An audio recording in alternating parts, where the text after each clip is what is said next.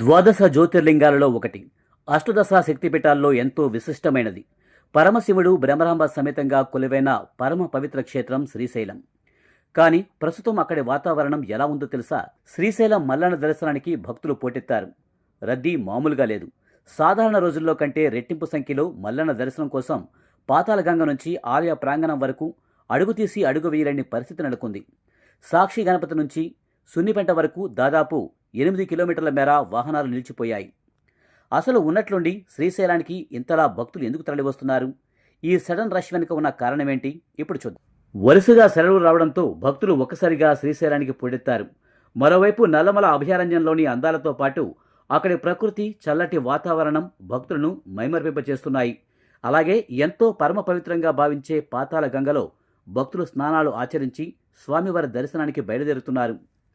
ఆలయంలోని భక్తులందరి లక్ష్యం ఒకటే, ఆ బ్రహ్మరాంబ మల్లికార్జునుల దివ్యమంగళ రూపాన్ని కల్లారా చూడాలని, ఆ మల్లాలను మనసారా దర్శించుకోవాలని. క్యూ లైన్లలో ఓం నమశివాయ నామస్మరణతో మారిమోగుతుంది. భక్తుల రద్దీని గుర్తించి ఆలయ అధికారులు ఉచిత దర్శనాలతో పాటు క్యూ లైన్లలో మంచినీరు, పాలు అందిస్తూ ప్రత్యేక ఏర్పాటు చేశారు. భక్తులకు ఎలాంటి అసౌకర్యాలు కలగకుండా ప్రత్యేక చర్యలు చేపట్టారు. ఎన్ని గంటలు క్యూలో నిలబడ్డా ఆ మల్లన్న రూపాన్ని ఒక క్షణం చూడగానే భక్తుల అలసటంతా మటుమాయమవుతుంది.